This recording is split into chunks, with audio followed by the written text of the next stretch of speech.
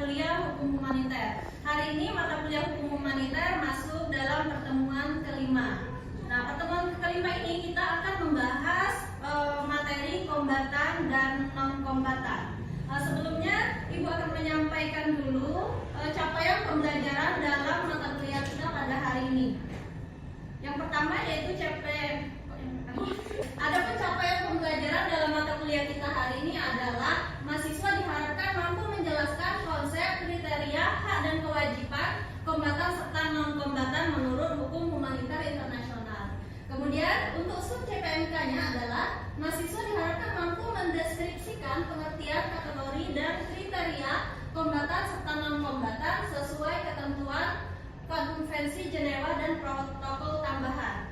Kemudian mahasiswa mampu menganalisis perbedaan hak dan kewajiban kombatan dan non-kombatan serta implikasinya dalam konflik bersenjata. Baik, sebelum kita masuk kepada materi pengertian dan status kombatan, Ibu ingin mereview kembali materi yang telah disampaikan pada minggu-minggu sebelumnya. Ada yang masih ingat dari pengertian hukum humaniter? Ya, silakan. Ainun.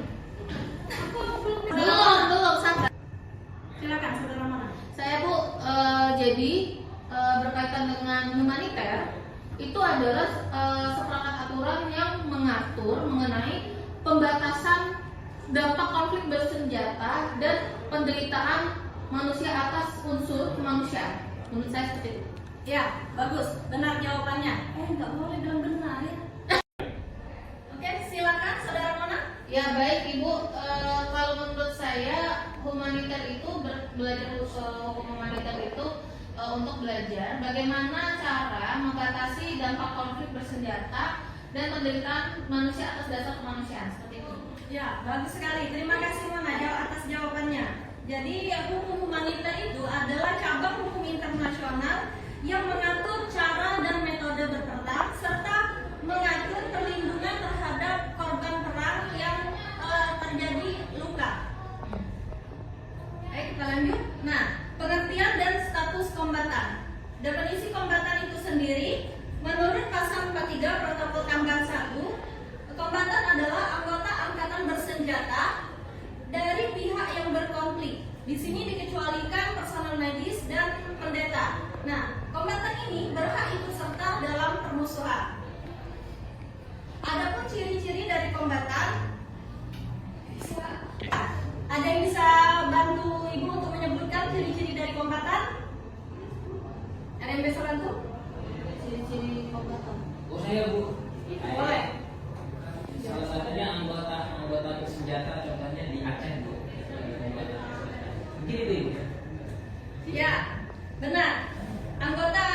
Ciri-ciri dari kombatan itu dia adalah anggota angkatan bersenjata yang terorganisir. Artinya di sini anggota angkatan bersenjata itu dia terorganisir, tidak berdiri sendiri. Ada ketuanya, kemudian ada anggotanya. Nah, terus dia juga memiliki tanda pengenal tetap, misalnya berseragam, ada lambang dan seterusnya. Kemudian membawa senjata secara terbuka. Artinya di sini tidak sembunyi-sembunyi. Senjata itu ditunjukkan agar si musuh atau lawan dapat mengetahui bahwa ini adalah kombatan.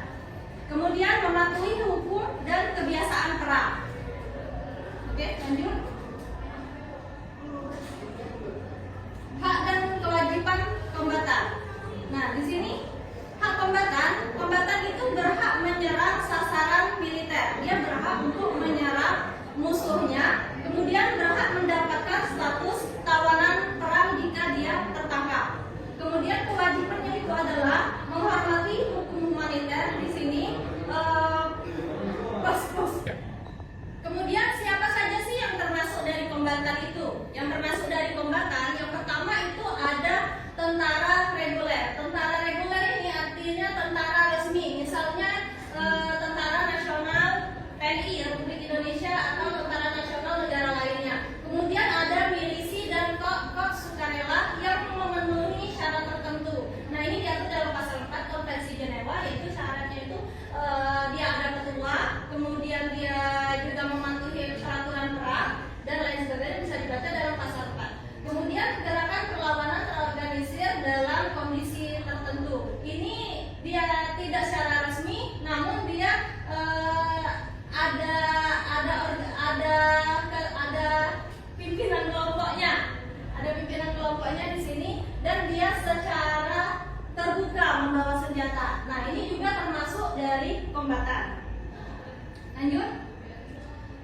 pengertian dan status non-kombatan. Jadi kalau tadi kombatan, nah sekarang yang non-kombatan. Non-kombatan ini artinya dia tidak boleh diserang. Orang yang tidak atau tidak lagi ikut serta dalam permusuhan. Seperti contohnya di sini penduduk sipil. Jadi penduduk sipil itu dia tidak boleh diserang oleh kombatan atau tentara. Nah kemudian ada juga tenaga medis seperti palang merah, misalnya kemudian petugas agama dan lain sebagainya, anak kecil ya termasuk juga non-kombatan. Membahas tentang perbedaan kombatan dan non-kombatan. Perlu Anda ingat bahwa kombatan adalah pihak yang sah untuk ikut berperang atau bertempur. Sedangkan non-kombatan itu pihak yang harus dilindungi. Semoga materi ini bermanfaat. Kemudian untuk minggu depan silahkan kalian pelajari baca-baca mengenai prinsip-prinsip dalam hukum humaniter. Terima kasih atas perhatian Anda. Sampai jumpa di pertemuan berikutnya. Saya akhiri. Wassalamualaikum warahmatullahi wabarakatuh.